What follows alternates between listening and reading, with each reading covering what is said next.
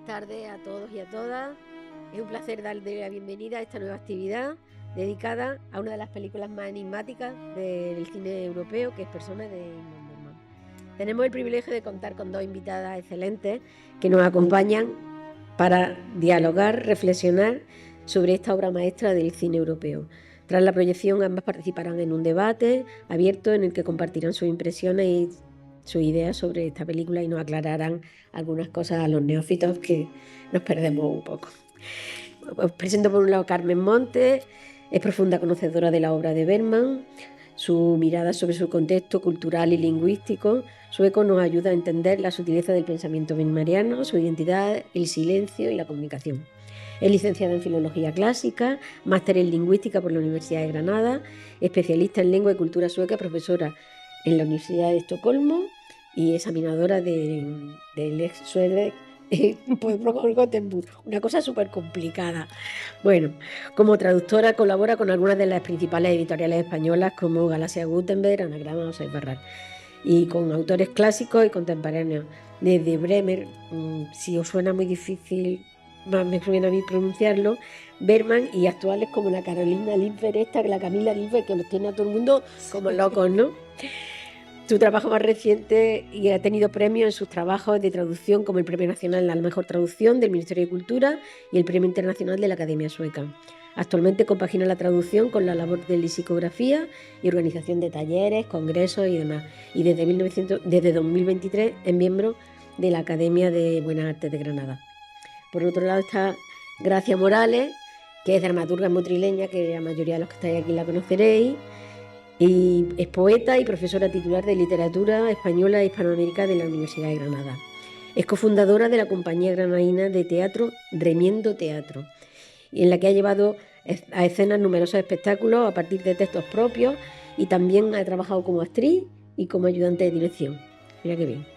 Ha publicado y estrenado más de 20 obras de teatro traducidas a varios idiomas y ha recibido por estos reconocimientos como el premio Marqués de Bradomín, el de la SGAE de Teatro y el de la SGAE de Teatro Infantil y Juvenil, o el premio Lorca de Teatro Andaluz. Enhorabuena.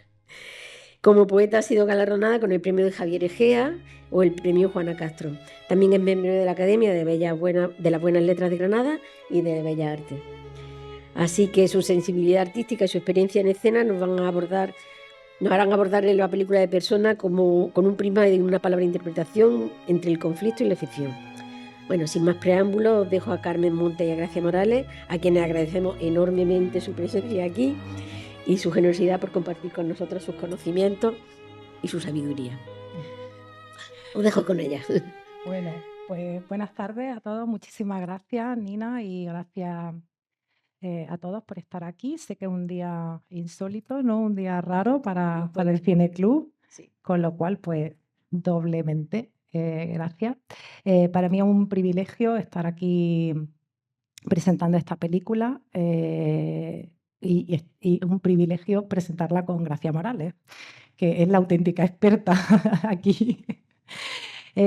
Bueno, así muy brevemente, porque no tenemos mucho tiempo, pero por situar un poco la figura de Bergman, él ha trascendido siempre como director de cine. Es como lo que se lo conoce en general, creo yo, en Europa, pero según sé, en España, ¿no?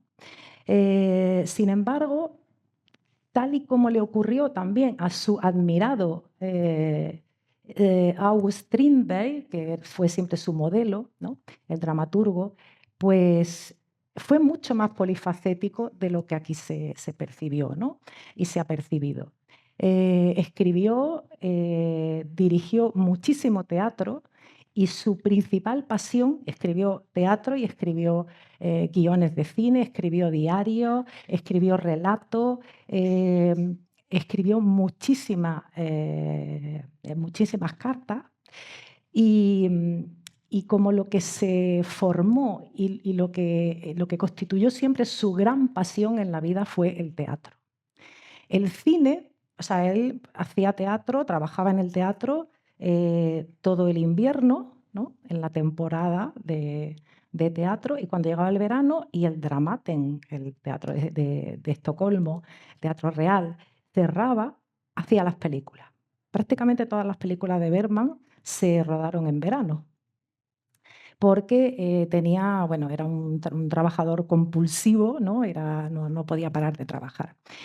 Entonces, bueno, él empezó como hombre de teatro, así en general, no diremos como dramaturgo, porque realmente no escribió teatro o no se dedicó a escribir teatro propiamente dicho, salvo alguna excepción, pero lo que ha trascendido a nosotros, su obra, la obra que ha trascendido a nosotros, es decir, su cine está muy impregnado de esa condición de hombre de teatro. Para él, no sé si tenemos en mente, si habéis visto Fanny Alexander, por ejemplo, que es una obra icónica y es quizá la más conocida, que además fue la última cuyo guión escribió y que él dirigió, ¿no? Porque dirigió muchísimas películas, pero solamente 36, solamente casi irónico, solamente 36 fueron guión y dirección suya, ¿no? Entonces, en Fanny Alexander se aprecia perfectamente ese amor que él tiene por todo lo relacionado con el teatro, por los actores, por los escenarios, por el montaje, por las miserias, ¿no? El cariño que siente por las miserias que viven los actores y que arrastra esa vida, ¿no? de artista. Y cómo se encuentra la felicidad, a pesar de todo, en esa vida, ¿no? La felicidad, la compasión, el cariño, todos esos temas que a él, y a Dios, ¿no? Incluso, todos esos temas que a él tanto le preocupan y que alrededor de los cuales siempre está dando vueltas de una manera o de otra. Por cierto, en Fanny Alexander, la última escena, es que acabo de acordarme porque he mencionado a Strindberg antes, pues no sé si lo recordáis, si no, la próxima vez que la veáis os podéis fijar. En la última escena, la abuela le propone a la nuera una obra de teatro que acaba de publicarse. Y esa obra de teatro que acaba de publicarse es la comedia onírica de August Strindberg, su gran ídolo, ¿no? La comedia onírica es la primera obra teatral del teatro del absurdo. Entonces, bueno, no es baladí ni es ocioso, ¿no? que la película terminara así. En persona, centrándonos ya un poco en persona y sin extenderme mucho más, el título, para empezar, ¿no? A propósito de la dramaturgia y de lo dramatúrgico y de lo teatral en la obra de Bergman, solamente el título ya nos pone sobre la pista, ¿no? Persona es la máscara, o sea, el título de la película alude a la máscara que portaban los actores del teatro grecolatino, ¿no? Del teatro romano. Entonces, o del teatro latino, perdón. Entonces, bueno, pues ya solo eso nos indica por dónde va a ir, ¿no? Efectivamente, la película, sin destriparla mucho, tiene todos esos componentes teatrales de los que nos hablará Gracia, pero combina perfectamente el teatro con la técnica del cine, ¿no? Al principio, en el centro de la película, donde hay un giro copernicano de la relación entre los dos personajes, hay dos protagonistas femeninas que soportan toda la película y una historia fantástica. En el centro hay un giro copernicano de guión y también cinematográficamente, y al final se pone de manifiesto la técnica del cine dentro del propio cine, ¿no? Que es también un motivo, un leitmotiv, ¿no? El cine dentro del cine, la literatura dentro de la literatura, el teatro dentro del teatro, que siempre está presente en sus películas. Siempre hay una compañía de teatro, un actor, una obra que se representa, un teatro del colegio, siempre hay algo relacionado con el teatro en todas sus películas prácticamente.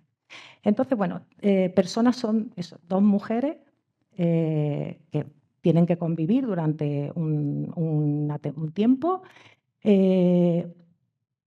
y que se enfrentan a la tarea de, mediante el lenguaje de una y el silencio de la otra,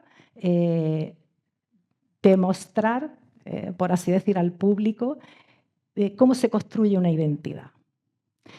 A través del lenguaje, con el lenguaje, con ausencia del lenguaje, o sea, cómo el silencio también construye, ayuda a construir esa identidad, cómo construimos una identidad falsa y nos la creemos, ¿no? Y todo eso lo consigue el lenguaje, la expresión verbal, ¿no? Veremos cómo se enfrentan, cómo aparece el silencio como provocación, porque no estamos acostumbrados al silencio y nos parece sospechoso y termina por exasperarnos y termina por abocarnos a hablar de más, ¿no? El silencio del otro. Y bueno, ya no voy a decir más porque si no, no vamos a tener tiempo de ver la película. Ahí lo dejo. Bueno, pues como decía, que yo estoy muy agradecida a Carmen por esta propuesta. Yo no soy experta en la obra de Bergman, ni mucho menos, pero soy dramaturga y entonces creo que sí que lo que buscaba Carmen al invitarme a estar en esta actividad era, como creadora de teatro, dar algunas claves de cómo influye ese mundo dramático y teatral en una película como esta, que es una película enigmática. Y una de las primeras cosas que entonces os recomiendo es que aceptéis que sea enigmática, ¿sí? Yo soy profesora en la universidad. Mira, voy a hacerlo, lo voy a coger. Así, creo que mejor así. Soy profesora en la universidad y con mi alumno muchas veces me pasa cuando le explico, cuando hablamos de una literatura más contemporánea, que hay también reticencia no solo al silencio, sino a veces a esto que busca mucho la literatura contemporánea y el cine contemporáneo, que es dejar determinadas cosas abiertas, ¿no? O sea, que no todo quede claro, que no todo quede cerrado. Entonces, lo primero que os invitaría es a esa posibilidad de que si algo no lo entendéis del todo o no se os cierra, no lo rechacéis por eso. Fijaros cuántas cosas en la vida vivimos sin entenderlas del todo, ¿sí? Y tenemos que vivirlas así, no nos queda otra. Entonces, lo primero que diría sería que os aconsejaría acercaros entonces a esta película dejando que os seduzca, es una película tremendamente seductora, dejando que haya momentos en los que os reconozcáis en los personajes. Son dos personajes femeninos muy potentes, tremendamente poderosos, tanto en lo que les ocurre como en su expresividad, como en su mirada, en su silencio o en su palabra. Y que entendáis también los conflictos que les están moviendo, los conflictos internos. Si esta película es muy teatral, es también porque tiene la contención del teatro frente al cine. En el cine, como todas y todos sabéis, pues hay una tendencia además en el cine más reciente a muchos efectos cinematográficos, ¿no? Y aquí hay efectos cinematográficos, pero son efectos a veces muy sutiles, como por ejemplo la luz. Es un prodigio cómo se usa la luz. Fijaros en los rostros, en los claroscuros de los rostros. Es un consejo que os doy. Hay momentos, hay muchos primeros planos y cómo se utiliza el claroscuro del rostro. Pero también hay elementos que tienen que ver con esa contención de lo teatral. Vais a encontrar solamente 2 actrices protagonistas y 3 actores secundarios. Incluso podríamos decir que 2, porque el otro no estoy muy seguro ni siquiera de que de verdad está haciendo un personaje, ¿no? Y sobre todo ellas dos. Buena parte de la película recae en el monólogo de un personaje que le habla a otro que permanece en silencio. Ese contraste de la palabra, de que uno hable y el otro calle todo el tiempo, es tremendamente conflictivo y tremendamente teatral, ¿sí?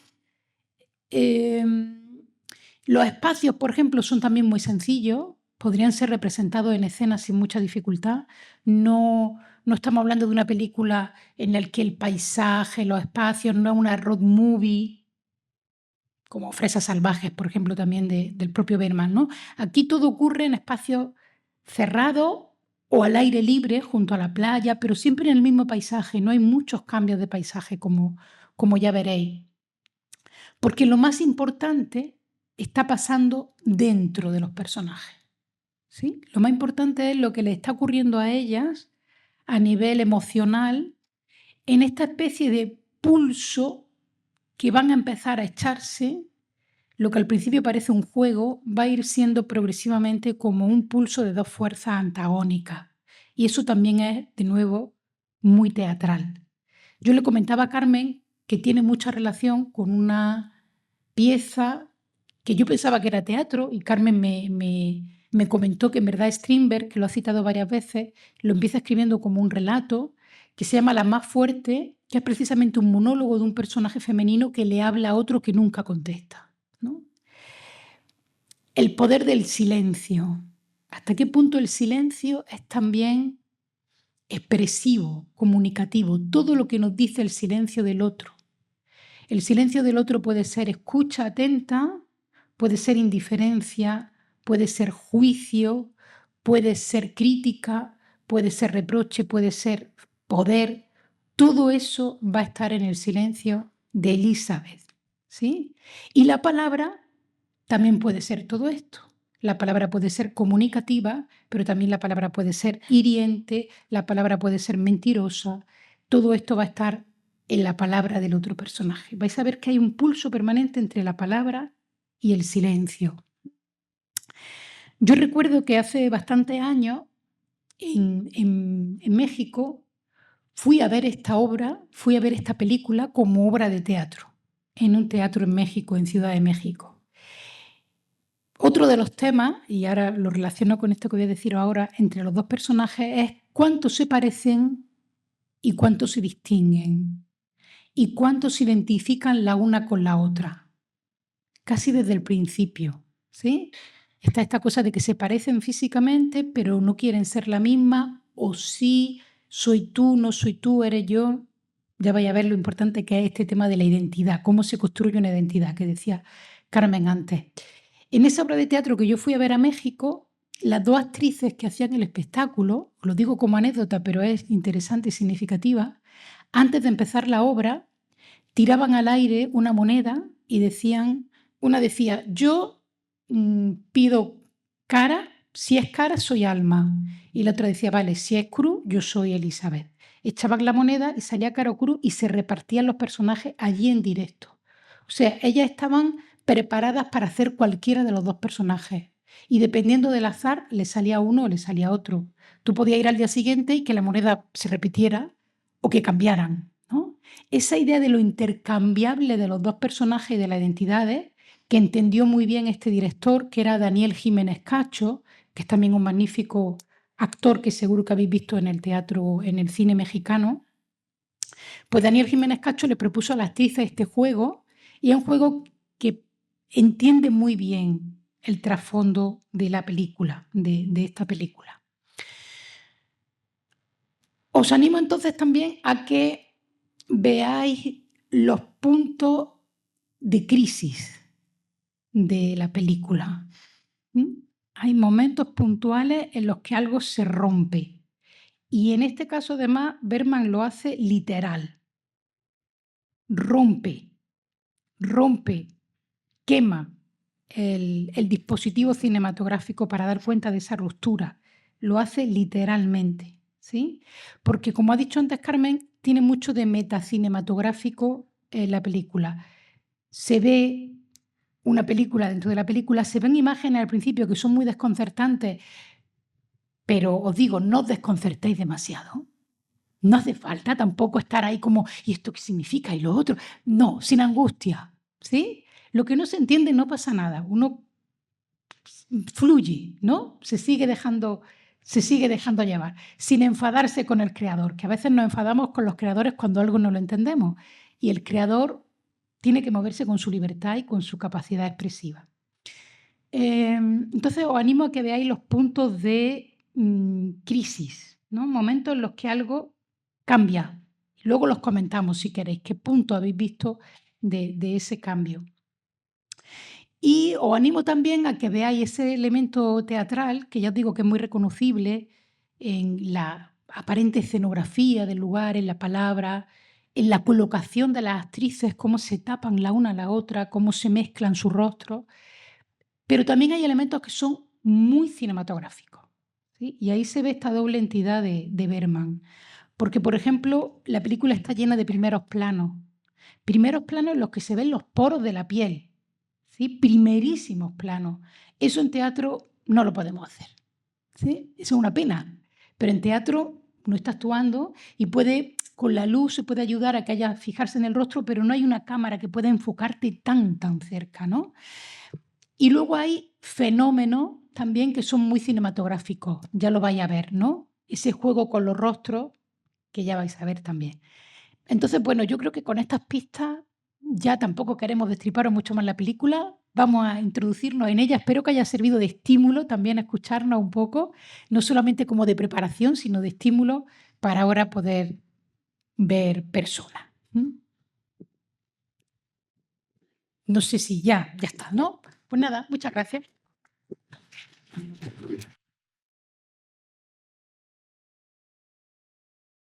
Solo quiero que me digáis quién es ese niño.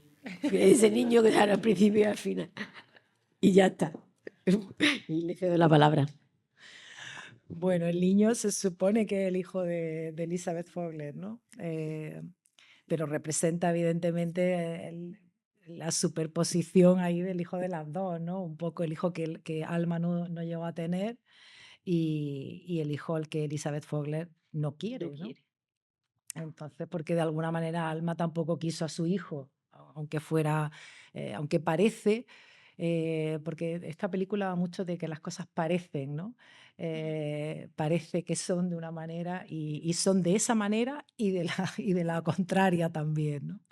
Entonces parece en algún momento bueno, que ella lo hizo un poco, aunque dice que fue consensuado, digamos, ¿no? Que abortó porque los dos querían, ninguno de los dos quería tener ese hijo, pero se deja ver a través de esa interpretación tan absolutamente sobrecogedora y magistral que tienen las dos, ella deja ver que hay un punto en su caso hay un punto de repulsa, ¿no? hacia ese acto de abortar. Entonces, bueno, O un dolor. o un dolor, o como mínimo un dolor, ¿no? Y entonces, bueno, es muy emocionante, ¿no? Los detalles, una película también de detalles, ¿verdad? Que le aportan toda la intensidad y toda la emoción, en cierto modo subrayando esto de que lo que no se dice tiene tanta potencia, el silencio tiene tanta potencia y esa descomposición del lenguaje que hay al final, ¿no? Que se me olvidó mencionar al principio, esa es la palabra, la comunicación verbal en todas las manifestaciones casi, ¿no? En la ausencia de verbo y en la verborrea, ¿no? de alma que desesperadamente necesita comunicarse y en la descomposición del lenguaje, ¿no? Esa frase, esos sintagmas que va pronunciando así como sin hilazón, ¿no? Que están truncados todos y que apenas tienen, bueno, tienen el núcleo que son los sustantivos, pero que no hay una hilazón, ¿no? Entonces es muy dramático ese final. Y bueno, no sé si... Sí, quizá también una cosa, yo vi esta película hace mucho tiempo y ahora con la oportunidad de esto me la he visto muy seguida 2 veces, ¿no? Y la segunda vez la he disfrutado todavía más que la primera. También creo que es una película que se va viendo como por capas, ¿no? Porque efectivamente hay muchos detalles que se nos pueden escapar. No tanto es que tengamos que descifrar, a eso me insistía, lo dije antes y vuelvo a insistir ahora, si hay una voluntad de todo el rato de desciframiento, creo que nos perdemos una parte de la película. La película entra también en lo inconsciente, en lo surreal y en lo onírico. Hay momentos que ya uno no sabe si está siendo una realidad o un sueño, porque además ya se las ve acostadas, se las ve levantarse de la cama, despertarse, tener pesadillas. Entonces, por ejemplo, la escena con el marido, la aparición del marido, de pronto cambia el fondo. No sé si os habéis fijado, pero de pronto parece estar como en un bosque. Y de pronto cuando sale Elizabeth está vestida de negro, cuando en la cama hace un momento estaba de blanco, ¿no? También los colores de la ropa siempre van como de blanco o de negro, ¿no? Ese juego. Entonces puede ser que esa escena sea un sueño. ¿Un sueño de cuál de las dos? Pues ya no se sabe, ¿no? Podría ser de una o podría ser de la otra. O quizá no es un sueño, quizá es un deseo, o quizá está ocurriendo de verdad, pero la película lo traslada a otro espacio. De pronto hay cambios de espacio brutales. No en la película va cambiando también, va entrando en este juego onírico al final. No está así al principio. Al principio tiene un argumento como más coherente, más lógico, ¿no? Hasta que se van a la casa, ocurre lo de la carta, que es muy importante ese momento de la carta, el cambio que hay en la relación de ellas dos, pero los últimos 15 minutos, si los volvéis a ver, veréis que los cambios de espacio y de tiempo se empiezan a quebrar, ¿no? Puede ser una entrada en lo onírico, en lo inconsciente, o puede ser que es que su propia realidad se quiebra, porque también esto es algo que decía Bergman y que a mí como dramaturga me parece muy interesante, como creadora me parece muy interesante, dónde está el límite entre lo real y lo ficticio. ¿Y por qué el arte tiene que quedarse en algo realista? ¿No? ¿Por qué no puede entrar la ficción? ¿No? Y esa ruptura. Pero va ocurriendo eso. Entonces la película tiene como muchas capas de lectura, tiene muchos momentos. Uno puede quedarse solamente con una cosa, con la idea de la maternidad que está en la película, ¿no? Que es terrible, pero también muy interesante. Muy interesante desde un punto de vista femenino, ¿no? Muy moderna. El esfuerzo de la maternidad, el sacrificio de la maternidad, este rol de una madre que rechaza al hijo, eso es súper moderno, osado y muy rupturista. Tened en cuenta que esta película se rueda en 1966, si no me equivoco. Es una película de 1966 y sin embargo está hablando de temas como el aborto, como las relaciones de pareja, que estaban siempre en el cine de Bergman, ¿no? Que son una de las claves del cine de Bergman. Pero hay algunas secuencias que son tremendamente modernas y universales, ¿no? Este tema de la maternidad, por ejemplo, el tema del silencio, el tema de la quietud. Yo no sé, pero imagino que todo y toda, o por lo menos yo, en momentos de mi vida he deseado quedarme quieta y callada, ¿no? Como una estrategia, como un refugio, ¿no? El refugio del silencio y de la quietud, ¿no? Esto de quedarte como en un espacio intentando que sea hermético, aunque la doctora le dice, no va a ser hermético, la vida se cuela, ¿no? Sí. El monólogo, bueno, sí, porque es un monólogo, puesto que Elizabeth Fogler nos responde, inicial de la doctora es impresionante. Impresiona también, claro, lógicamente es una película de Bergman además, o sea, él no quiere reproducir la realidad en absoluto, ¿no? Pero o sea, la quiere reflejar de otra manera, pero no reproduciéndola. Pero es impresionante la crueldad de esa mujer, que se supone que es médico, ¿no? Que está ahí para atender, para aliviar, para curar. Y le dice, en un momento dado le dice, ¿es que te crees que no lo entiendo? El sueño de ser, no parecer, de ser. Bueno, pues sigue interpretando ese papel que ya te cansarás de él, ¿no? O sea, ella la ha visto por dentro y se lo dice con toda la crueldad, ¿no? Me parece, además Margareta Cruz, que es una actriz impresionante a la que Bergman recurrió en muchas ocasiones, ¿no? Y esto que comentaba Gracia, que tiene toda la razón, ¿no? En esa segunda parte, cuando en el momento de la carta la película se quiebra y se quiebra literalmente, es decir, él quema, ¿no? Aparece la escena esa en la que se quema el celuloide. Eso, perdón, bueno, perdón. Es una puntualización. Sí, sí. Lo que se ve es los electrodos de la cámara al proyectar. Esos electrodos, lo que ha dicho es separarse, es terminar la proyección. Cuando es apagar la luz del proyector. No quema. Esos son los electrodos que usaban las máquinas antiguas de proyección. No, pero no es al final de la no, película, es en medio. Se ve que se abre así como que...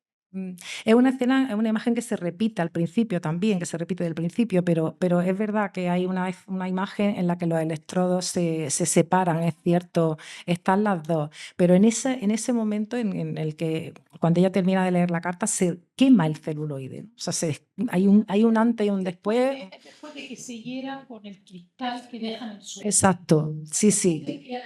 Sí, y cuando ella deja el cristal para que se...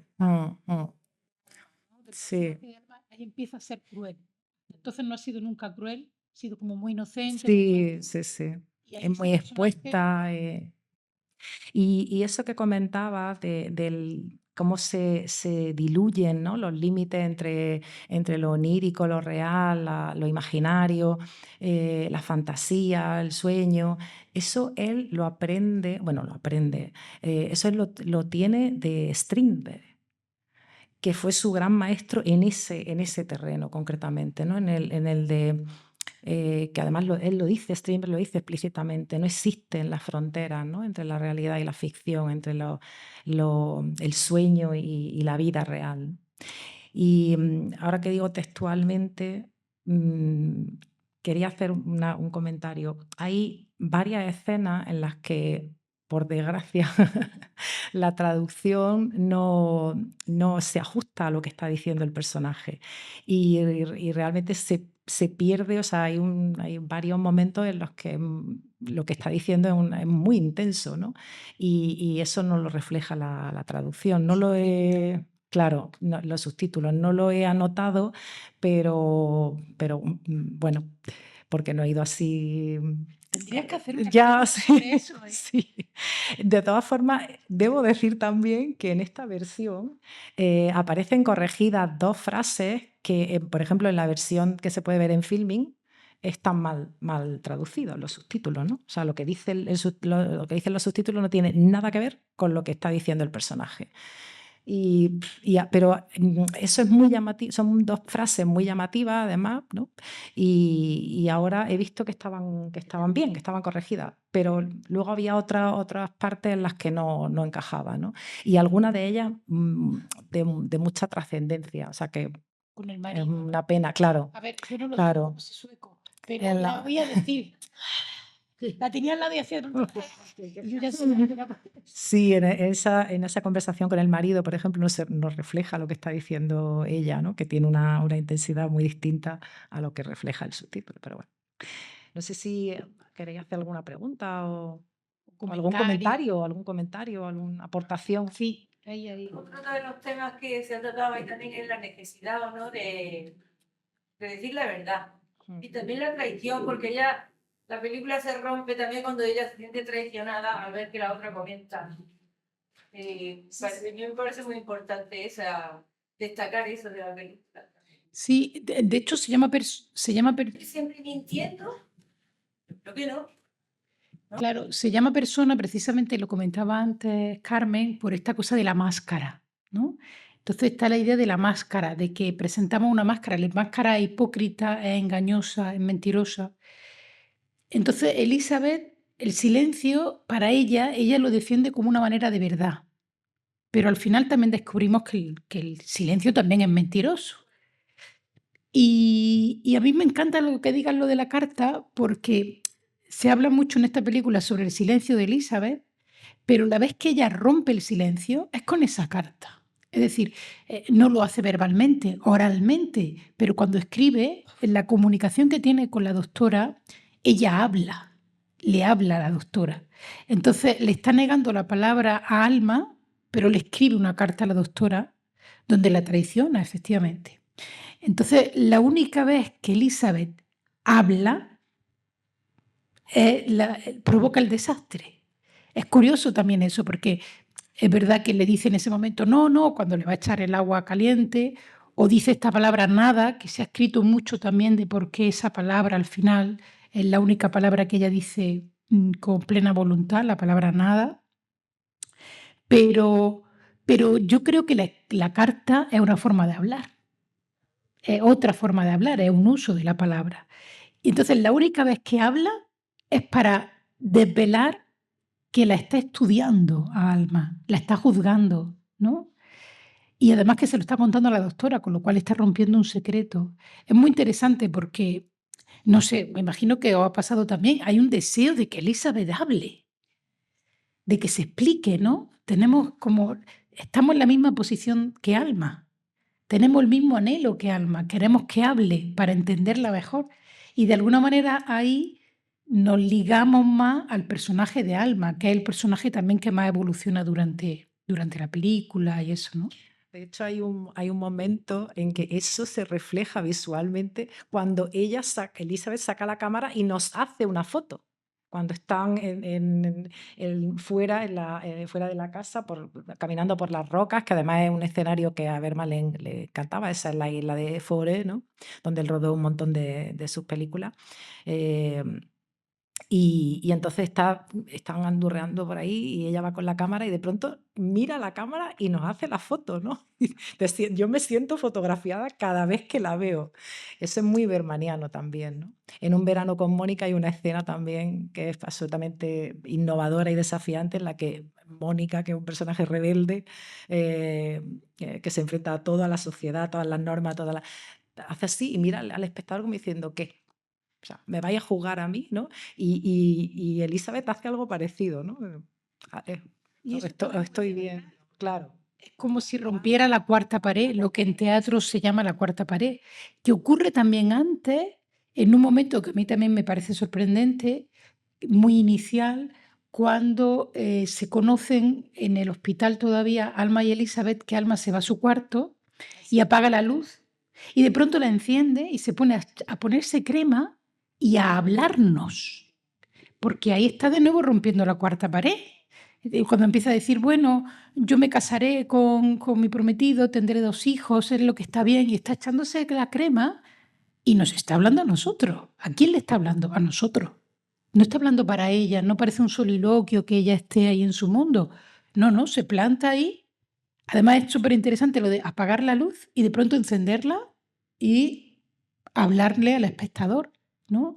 Que es muy similar a lo de la foto que nos hace Elizabeth, ¿no? O sea, esa ruptura de la cuarta pared también es un recurso teatral que Bergman traslada al cine, ¿no? Está este juego de traslación de recursos teatrales al cine, manteniendo el hecho de que es cine, porque fijaros, este efecto, por ejemplo, de la cara tan potente, eso solamente se puede hacer en cine.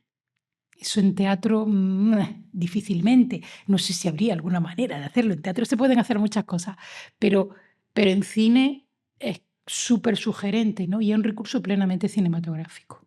Yo quería apuntar el discurso que tiene Alma cuando duplica el discurso, primero echándole en cara a ella cuando es la cara de Elizabeth y luego el discurso lo repite con la cara de ella. Que, a ver, la experta, a ver el análisis. No, no, es que es llamativo, es que el mismo discurso, punto por punto, letra por letra, y enfocando descaradamente a Ali Ullman y luego a Yo Bibi. estaba pensando en ese discurso, justo con lo que ha dicho Gracia ahora, estaba pensando esa reacción que tiene Alma, de que apaga la luz y de pronto, como además hace así, ¿no? Chasquea la lengua como, ya se me ha olvidado echarme crema, ¿no? Entonces enciende la luz y se pone a ponerse la crema y entonces es cuando no habla y encarna perfectamente el cliché. O sea, lo que se espera de una mujer de su edad, de su época, de su tiempo, de su clase social, ¿no? Digamos que afianza pues todo lo que se espera de una mujer en ese momento y en esa época, ¿no? Y en su profesión y además lo proyecta, o sea, dice, voy a hacer esto y voy a tener un hijo y me voy a casar con Carl Eric y voy a dejar mi trabajo y me dedicaré a criar a mis niños. Y de ese discurso cliché al discurso final, ¿no? Después de esa metamorfosis brutal que sufre. Y yo creo que el duplicado, esto es especulación, pero yo creo que ese duplicado es porque, bueno, realmente las dos se encuentran en una posición muy similar, ¿no?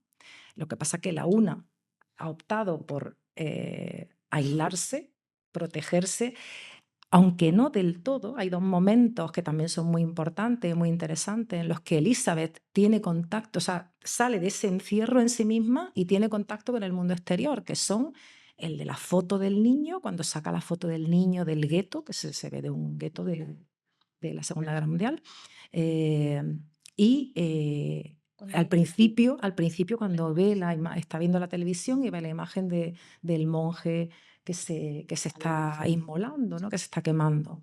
Entonces, en Vietnam. Entonces, esos son dos momentos de contacto con la realidad exterior, pero ella opta por aislarse y encerrarse en sí misma, y Alma opta por exponerse al máximo, ¿no? O sea, son la misma, dos caras de un poco de la misma moneda. Entonces yo creo que esa es la idea, ¿no? Del discurso. Además lo hace de una manera que cinematográficamente debe de ser, yo no tengo ni idea realmente de cine en el sentido técnico, pero que debe de ser difícil, es bellísimo, ¿no? Cómo consigue marcar la mitad de la cara, porque hay un momento en que la mitad de la cara de Alma está en sombra, y eso es lo que prefigura esa fusión que se produce después, ¿no? Que es la... Es que yo creo que no son dos personas, que es una. Yo lo veo como una persona que está. Sí. Es que también tratan un tema muy interesante que es la salud mental, ¿no? Y me parece curioso al final, cuando Alma sale de la casa, sale sola, y la imagen de Elizabeth es en el teatro, ¿no? Y ese momento, durante toda la película, que hayan estado mezclando las dos personalidades, o incluso llegando a confundirlas, son tan parecidas físicamente, y cómo va cogiendo la vestimenta de una de Alma, va cogiendo la vestimenta de Lisa, ¿no?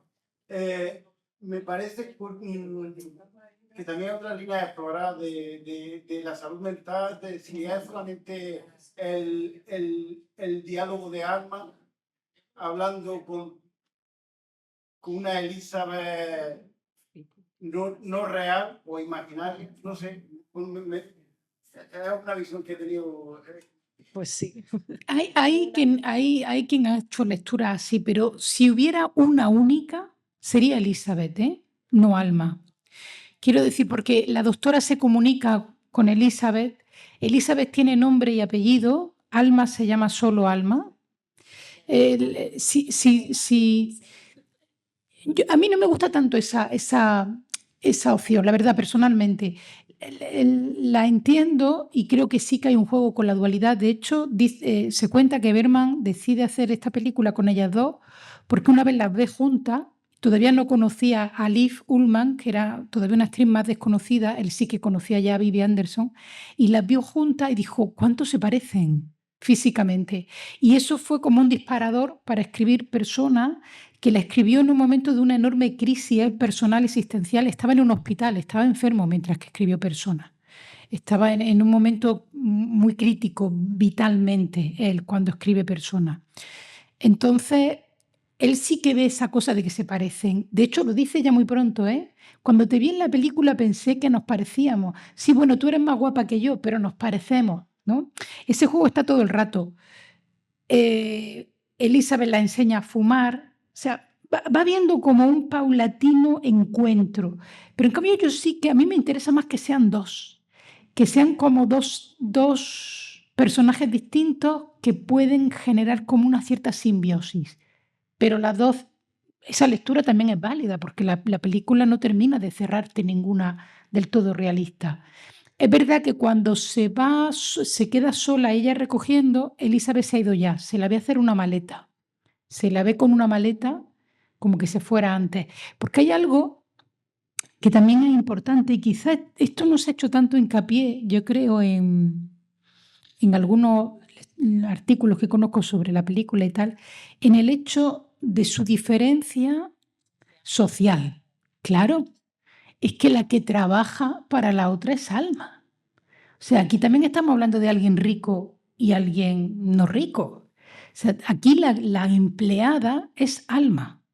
Y siempre hay ahí, en esta cosa de poder que estamos diciendo, el silencio es una forma de poder, pero Elizabeth se puede permitir el lujo de quedarse callada y quieta, porque está en un estatus social que le permite eso. Alma no. Alma es una trabajadora, está contratada para hacer ese trabajo. Y eso también genera, desde el punto de inicio, una diferencia en los roles de ellas dos. Y también se puede hacer una lectura desde un punto de vista social de esas dos posiciones que ellas dos están ocupando, ¿no?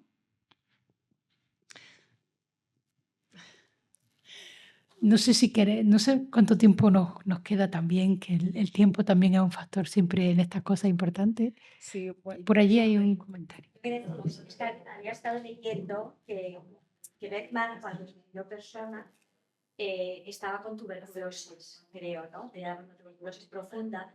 Y él siempre cuando le han preguntado, ¿no? ¿Qué significaba, ¿no? Que como, eso parece simbiosis, ¿no? Simplemente es como, él explicaba siempre que en realidad lo que expresó son los demonios que él sentía en ese momento que lo estaba pasando tan mal.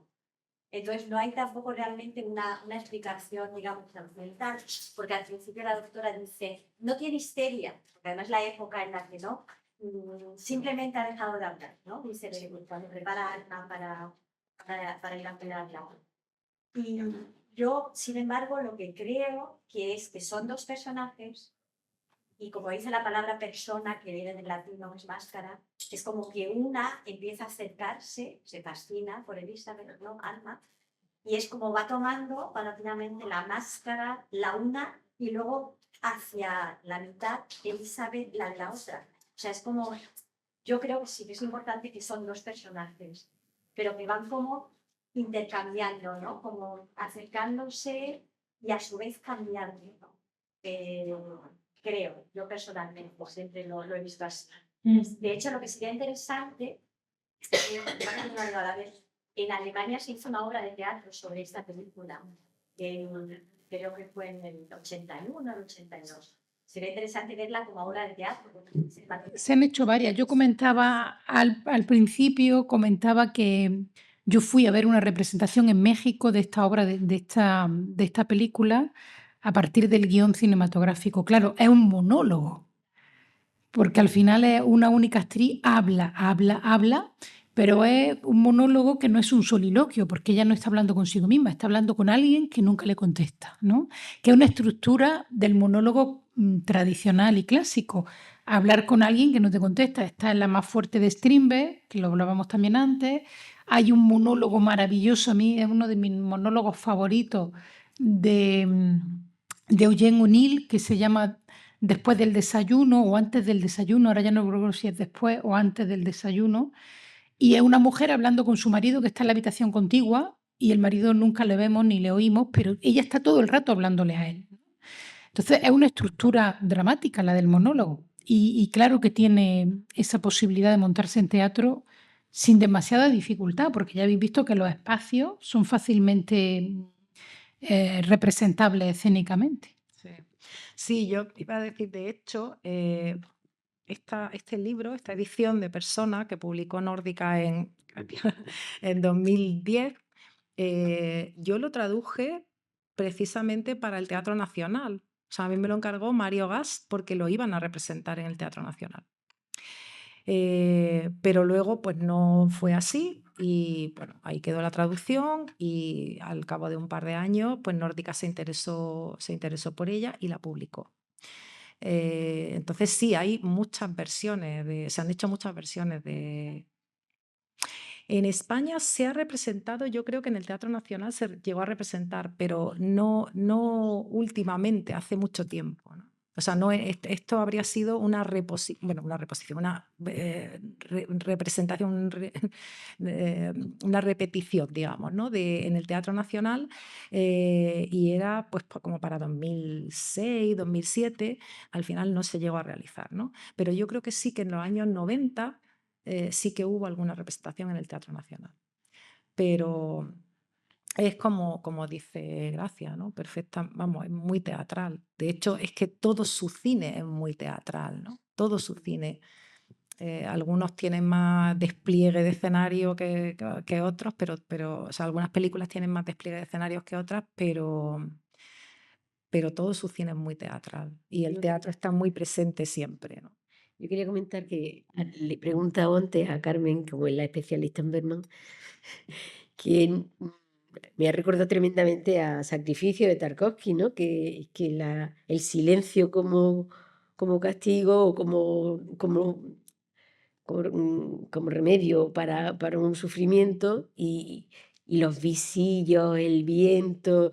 Entonces, es el gran Bergman como, como imagen de como Tarkovsky lo representa de una manera. Yo es que me he quedado, de pronto, el otro día la vi y hoy cuando lo he visto digo, pues esto, hay escenas que parecían enteramente.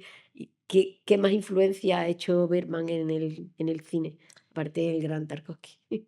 En el cine, pues la verdad es que no te sabría decir. Sé que influyó muchísimo a Tarkovsky, Sí, porque muchísimo. además Tarkovsky de hecho lo visitó en varias ocasiones, la de Fore, Estaba claro. visitó y convivió con él, ¿no? Ujú. Aunque Bergman era muy poco amigo o sea, él prefería hablar por teléfono Sí. que hablar en persona. Eh, pero era muy poco amigo de visitas, ¿no? Pero a Tarkovsky lo recibió y se convivieron, ¿no? Y bueno, yo creo que luego influyó, por ejemplo, en sus compatriotas, sé que no influyó. Es decir, hubo un anti-bermanianismo en Suecia muy acusado, eh, pues, pues precisamente a partir de Persona, ¿no? Porque lo acusaban, casi que le censuraban el hecho de que no, bueno, pues de que no fuera más social, perdón, de que no fuera más, no abordara más temas sociales, de que no contara más pues la sociedad sueca o la sociedad actual o los problemas políticos, los problemas del mundo, y él, bueno, pues no se interesaba por eso, o se interesaba pero de otra manera, ¿no? Y su cine gira siempre en torno a las mismas cuestiones, ¿no? Que son las grandes cuestiones que lo movían a él, que son las grandes cuestiones que mueven al ser humano, por otro lado, ¿no? Y entonces, bueno, pues eso se lo censuraban. Sé que ahí no dejó mucha huella durante generaciones, ¿no? Durante décadas. Y fuera, pues quizás gracias sepa algo más. Yo creo que el cine francés le debe mucho a partir de Persona, precisamente, que creo que le deben mucho, aunque no esté muy estudiado, a lo mejor, o muy reconocido, o a lo mejor sí está muy estudiado, lo ignoro, pero eh, por lo que he visto y por lo que yo sé del cine francés, pues posterior a 1966, ¿no? Exactamente, la Nouvelle Vague, pues yo sí creo que influyó mucho en ello, ¿no? Visualmente, el tratamiento de la imagen sin lugar a dudas, en Más fin. europeo que norteamericano probablemente. Sí, por supuesto. Él tuvo además la oportunidad de trabajar en Estados Unidos y para Hollywood y no quiso. En un par de ocasiones y lo rechazó, ¿no? Me parece que, bueno, una última pregunta. Ahora que se habla tanto del espectro autista, de la falta de empatía, de psicología, se sabe también que cuando una persona se quiebra, que se puede ser por la muerte de alguien, por un trauma, se queda sin voz, en ocasiones se queda sin voz o se queda con una somatización X. Aunque ahí el personaje de Isabel que tiene apellidos y tal, parece que relata una historia traumática. Puede ser que sea positivamente que ella decide no hablar, pero puede ser que por mucho que ya la doctora está totalmente sana, puede ser que no pueda. Esa es una manera de interpretar, o sea, de sobrevivir a su existencia. En contraposición a la otra persona que en ese ejercicio, por obligación como enfermera, de cuidar, pues tiene una empatía superior, casi una dependencia emocional. Era solo este planteamiento por abordar también la dualidad emocional que hay. Sí, de hecho hay un momento en que Almas lo dice, ¿no? Cuando hacia el final le dicen, la doctora dice que estás sana, pero tú estás enferma, tú no puedes estar bien, ¿no? Porque una persona sana no se comporta así, ¿no? Dice, estás Cuando Elizabeth podrida. pide, claro, Le estás dice, podrida, estás que podrida. le pide, háblame, por favor, y ella no le habla. Además dice, es muy interesante porque dice, quiero que me hables. Primero dice, quiero que me hables. Y luego dice, necesito que me hables. O sea, es que me muero si no me hablas, ¿no? Necesito la correspondencia a mi... Pero es porque ella le está entregando todo. La Claro, enfermera le está claro, entregando su claro. persona, su Sí, cuerpo, sí, su sí, tiempo, sí, su sí, todo. sí. Pero fijaros, Se entera. Le está entregando humanamente. fijaros que, a ver, por una parte, este tema del... O sea, ella puede hablar, ¿eh? Porque cuando intenta echarle el agua, ella reacciona y habla, ¿eh? Es decir, ahí cuando tiene que autodefenderse, le sale el instinto y habla.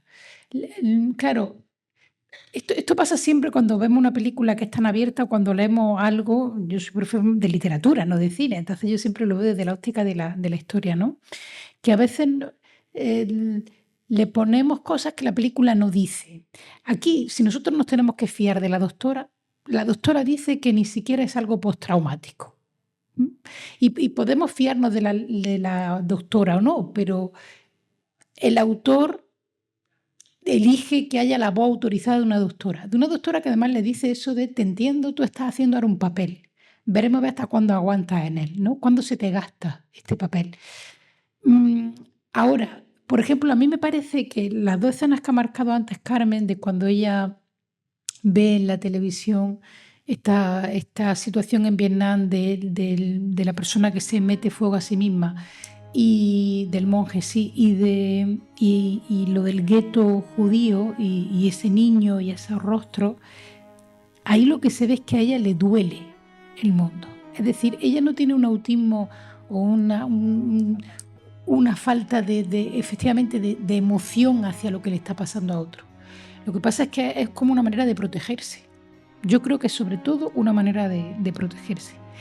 Y fijaros que cuando... Es muy interesante porque nos termina pasando que nos ponemos a favor de un personaje o del otro, ¿no? Decimos, ella se está sincerando y la otra se calla. Pero yo me pregunto, ¿y por qué no tiene derecho a callarse? O sea, ¿no hay derecho al silencio? No hay derecho a... O sea, ¿por qué tiene que tener la obligación? Efectivamente, la otra le dice, necesito que me hable. Ya, pero es que esta es tu necesidad, no la mía. Yo no te he creado esa necesidad. Yo nunca te he prometido que te iba a hablar. No estoy siendo deshonesta. El trato del principio es yo voy a estar callada. Cuando me dice háblame, eres tú la que está rompiendo el trato. ¿Sí? Es decir, que fijaros que lo que es muy interesante es que uno puede colocarse en la perspectiva de una o de la otra. Y las dos tienen razones para el recorrido emocional que hacen, ¿no? Lo que pasa es que es cierto que hay una insatisfacción, incluso como espectadores, tenemos una insatisfacción en el silencio de Elizabeth. Porque las mismas dudas que tiene Alma las tenemos nosotros, ¿no?